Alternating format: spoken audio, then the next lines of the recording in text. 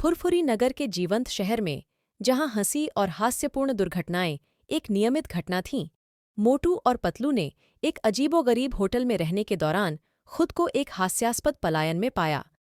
एक दिन मोटू और पतलू ने शहर में नए खुले होटल में आराम से रहने का फैसला किया।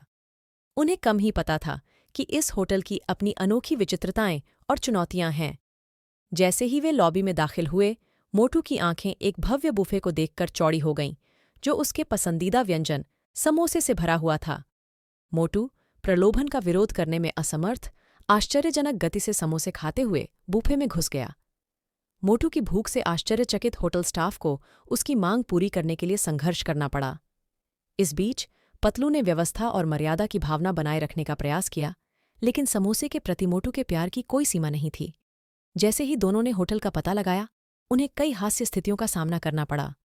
स्विमिंग पूल को एक विशाल समोसे का कटोरा समझने से लेकर घूमने वाले दरवाजों में फंसने तक, मोटू और पतलू ने अपने पीछे अराजकता का एक निशान छोड़ दिया।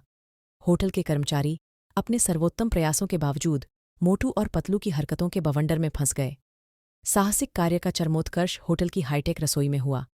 ताजे पके हुए समोसे की सुगंध से प्रेरित मोटू ने अनजाने में उपकरणों की एक श्रृंखला सक्रिय कर दी, जिससे रसोई एक अव्यवस्थित खेल के मैदान में बदल गई। पतलू ने अपनी त्वरित सोच से पाककला की गड़बड़ी से निपटने का प्रयास किया।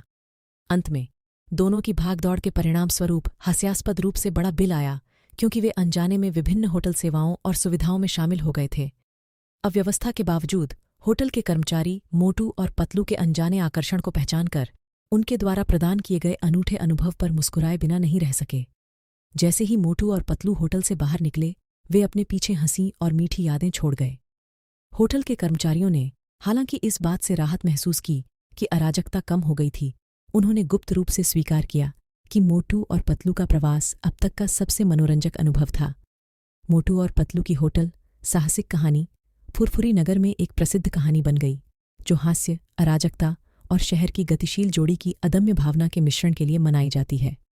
और इसलिए उस जीवंत शहर में, जहां हर दिन नया आश्चर्य लेकर आता था, मोटू और पतलू का होटल पलायन एक आनंददायक और अविस्मरणीय अनुभव के रूप में इसके निवासियों के दिलों में अंकित हो गया।